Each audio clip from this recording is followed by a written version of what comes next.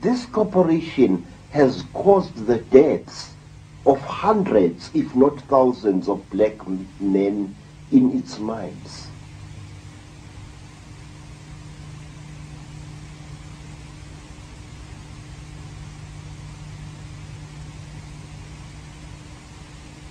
Now let me tell you, sir, a very, very heart-rending thing. I have evidence that can stand in any court that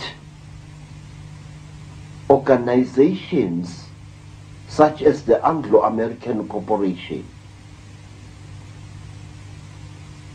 often overthrow African governments by what I call remote control.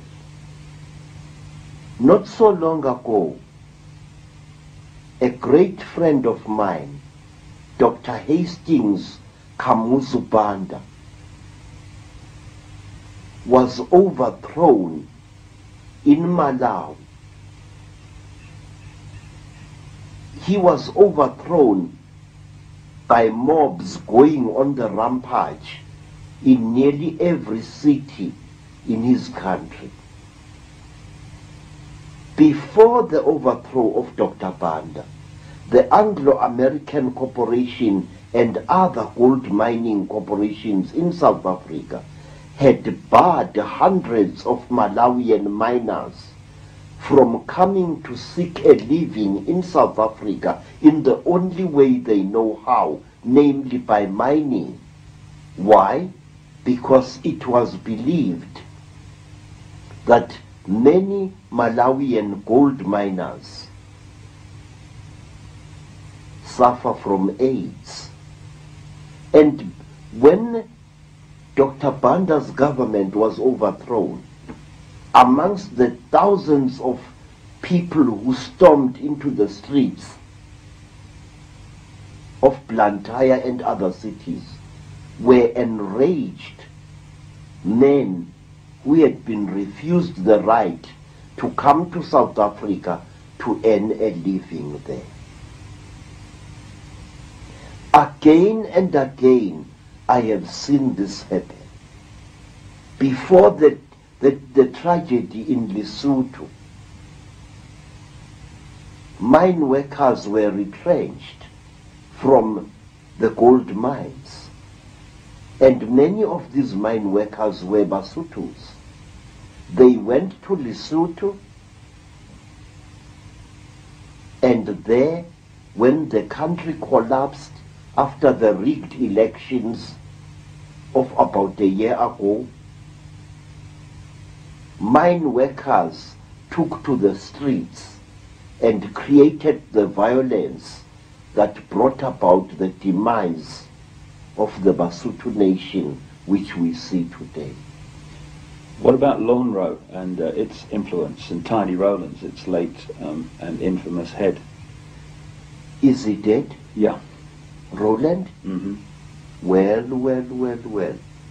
I wonder what he's going to say to Nkulunkulu, the great God, when he comes to the land of the ancestors.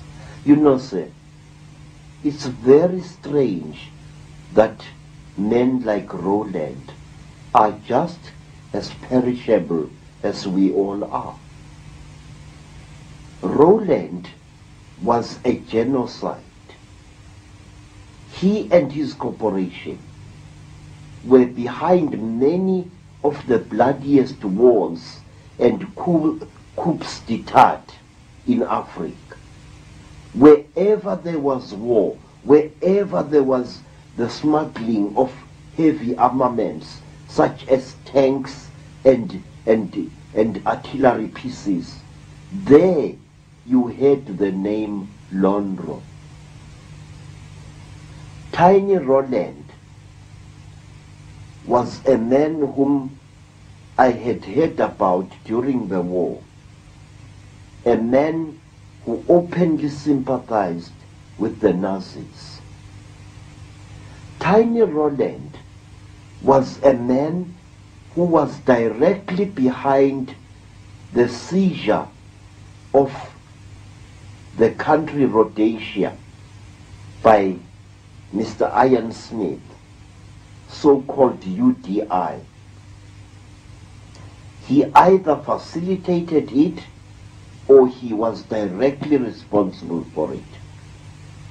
Tiny Roland was one white man whom thousands of black people hated throughout Southern Africa. Our people called him Ngwena or Ingwenya, which means the chewing crocodile. One reason why Roland was so bitterly hated was because not far from the Victoria Falls there is a small town called Wangi.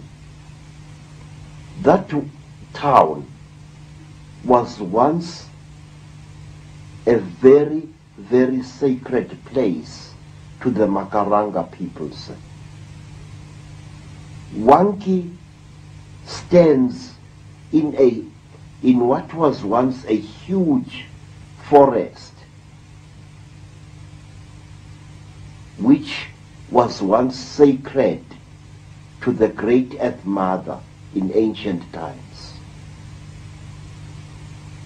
Tiny Roland's men so heavily polluted that place in their mining operations that today it is a ravaged ghost of its former self. Isn't it the case, CREDO, that these various names like Oppenheimer, like Rhodes, like Rollins, are actually puppets of a force we call the Illuminati?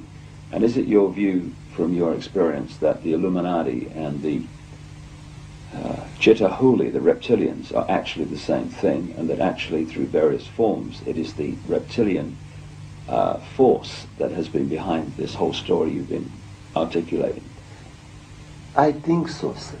In fact, I'm positive, sir.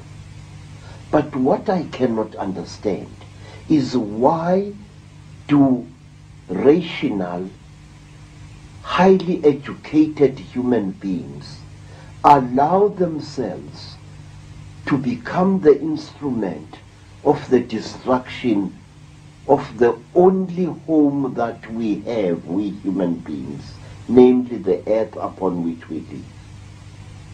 Please, are you going to tell me that men like Mr. Oppenheimer and all those who work under him don't have what are called environment impact studies, which give them a long-term view of what the ultimate results of their massive mining operations will be? Of course, they will have that done, but as we've discussed in another video, maybe destroying the environment is part of the agenda in terms of changing the planet from one which suits humans to one which suits the people that have been controlling humans. Yes, sir. But this seems to be a terrible war that we see in front of us.